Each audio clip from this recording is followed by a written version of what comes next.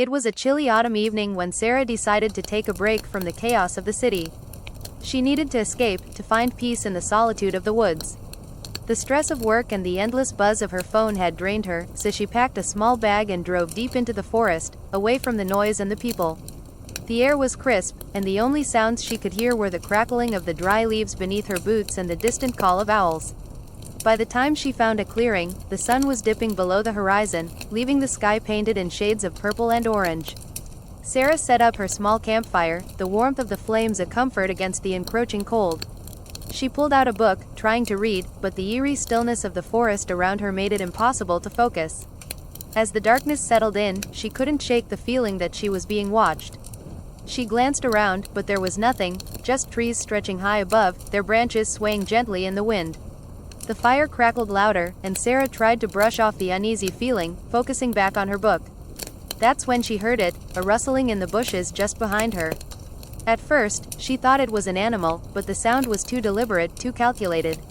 She froze, heart pounding in her chest. The rustling grew louder, closer, until a figure stepped out of the shadows. A man, tall and gaunt, his face obscured by a dark hood. He was standing just a few feet from her, his eyes locked onto hers, his expression unreadable. "Lost?" he asked in a low, gravelly voice. Sarah's throat went dry. She opened her mouth to speak, but no words came out. "You're not supposed to be here," the man continued, his voice eerily calm. "This place, it belongs to something else." Sarah's heart raced as she scrambled to her feet, backing away slowly. The man didn't move. His eyes never left hers, as if they were piercing right through her soul. She could feel the weight of his gaze, like an invisible force pressing down on her chest. What do you mean?" Sarah stammered, her voice shaky. She had been to the woods many times before, but this felt different, this felt wrong. The man didn't respond immediately. Instead, he took a step closer, his presence seeming to fill the space around her. The wind shifted, the trees groaned, and the flames of her campfire flickered violently. For a split second, Sarah thought she saw something moving just beyond the reach of the firelight, shadowy figures, too quick to catch clearly, but enough to send a shiver down her spine. "You're not alone here," the man finally said, his voice barely a whisper. "There are things in these woods. Things that watch, and wait." The temperature around her seemed to drop suddenly, the fire sputtering in response. The man's figure blurred for a moment, like a mirage. Sarah felt a wave of dizziness, her vision spinning. She blinked rapidly, trying to focus, but when she opened her eyes again, he was gone. The rustling noise returned, but this time, it was all around her, circling. There were no more shadows in the distance, only the oppressive silence of the woods closing in. She wanted to run, to escape, but something was holding her in place, her feet frozen to the ground. It wasn't fear, it was something deeper, something ancient. She felt the presence of eyes on her, watching, waiting. Sarah didn't sleep that night. Every crackling twig, every whisper of wind, sent her heart into overdrive. She kept her eyes fixed on the fire, hoping the light would keep whatever was in the darkness at bay. But as the hours passed, the flames grew weaker, the shadows around her stretching longer, as if something was pushing in from all sides. Around midnight, she heard the whispering again. It wasn't the man this time. It was more distant, more haunting. It sounded like voices, low murmurs, unintelligible words drifting through the trees, almost like an invitation. With a trembling hand, Sarah grabbed her flashlight and scanned the area. The beam of light cut through the darkness, revealing nothing but trees and rocks, but the voices, they didn't stop. Instead, they grew louder, more insistent. The whispers seemed to be coming from all directions, each voice more urgent than the last. Suddenly, Sarah saw it, a figure in the distance, standing motionless just beyond the edge of her firelight. It was the same man, but this time, he was not alone. Behind him stood several others, silent, hooded figures, their faces hidden in shadow. They were watching her. Without thinking, Sarah jumped to her feet, clutching the flashlight in her hands like a weapon. She backed away from the fire, her heart pounding, as the figures began to move toward her. They didn't walk, they glided, as if the ground beneath them didn't exist. One of the figures, taller than the rest, stepped forward. His face remained hidden, but Sarah felt an intense pressure building in her chest, as if the air itself had become thicker. "You were chosen," the man whispered, his voice filling the space around her. "Chosen for what?" Sarah gasped, her voice barely audible. "For the ritual," he said softly. "You must join us. The forest demands it." Suddenly, the air grew cold, and the trees began to sway violently, as if alive.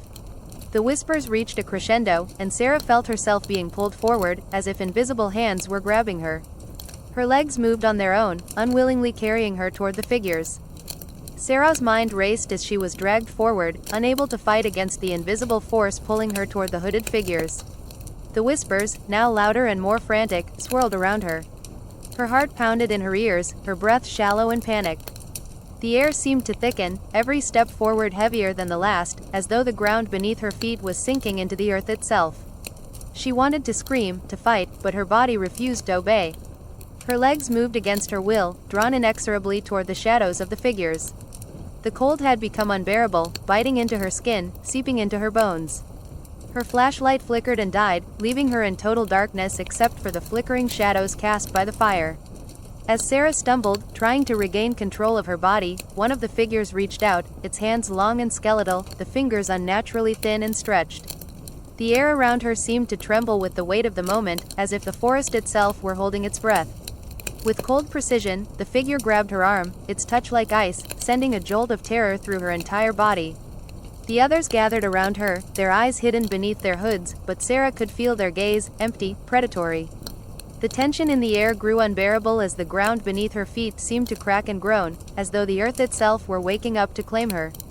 The figure who had first spoken to her stepped closer, lifting his hood to reveal his face. It was not human. It was twisted, hollow, a face devoid of life. His eyes were deep pits of darkness, and his skin was stretched too tight over the bones, like a decayed mask. His lips parted into a smile, but it wasn't a smile of warmth or kindness. It was the smile of something ancient, something malevolent. "You will join us now," he whispered, his voice deep and resonant, like the echoes of the earth itself. "You will become one with the forest, one with the very roots that stretch beneath this land." The ritual is complete. The air turned colder still, and Sarah could feel a strange pressure building in her chest, as though her body were no longer her own. Her heart hammered, and her breath came in sharp, ragged gasps. She opened her mouth to scream, but no sound emerged. The ground beneath her feet seemed to pulse, and with each beat, the darkness around her seemed to grow. The figures closed in, their movements fluid and unnatural, like shadows flowing on the wind. Then, with a sudden and overwhelming force, she felt something tear through her chest, something sharp and relentless. It wasn't pain, it was a feeling of something being ripped apart from within. She looked down in horror as the world around her began to shift, warping, distorting. The trees that had once seemed so still now twisted violently, their branches reaching down like skeletal hands, clawing at the air. The very ground beneath her cracked open, revealing blackened roots and dark, gaping holes that seemed to lead into nothingness. The man's voice echoed in her mind, his words pressing into her skull like a hammer. "The forest will take you, as it has taken us." Sarah's vision blurred as the ground beneath her feet buckled, and she was forced to her knees. The figure's hands tightened on her arm, pulling her closer, dragging her toward the center of the circle. She could feel her body growing weaker with each passing second, the air around her growing colder, denser. It was as though the earth itself was swallowing her whole. Suddenly, she was surrounded by a blinding light. The shadows disappeared, and for a brief moment, Sarah saw only white. The pain in her chest grew unbearable, and her body shook violently as though she were being torn apart at the seams. The light consumed her, and then, nothing. When Sarah opened her eyes again, she was no longer in the clearing by the fire. The forest was gone. The figures were gone. She was standing in a place that could only be described as otherworldly, an endless expanse of blackness, filled with swirling, unnatural shapes. There was no sky, no ground, only an oppressive void. The air was thick with whispers, and in the distance, Sarah could hear something moving, something large and heavy, like the sound of trees uprooting themselves, dragging across the earth. The whispers grew louder, more urgent, and she realized, with growing horror, that they were speaking her name. "Sarah, Sarah." Her eyes snapped open, and she found herself back in the clearing, the fire flickering weakly before her. But something was different. The figures had vanished, but she could still feel their presence, looming, watching, waiting. Her body was frozen, her mind a whirl of confusion, but there was no denying it. She was no longer the same. The forest had marked her, and she could feel its ancient power coursing through her veins. Her breath caught in her throat as the trees began to whisper her name, a faint echo that seemed to come from all directions. She had become part of this place, its secrets, its dark rituals, its twisted power. And there would be no escape. The forest owned her now.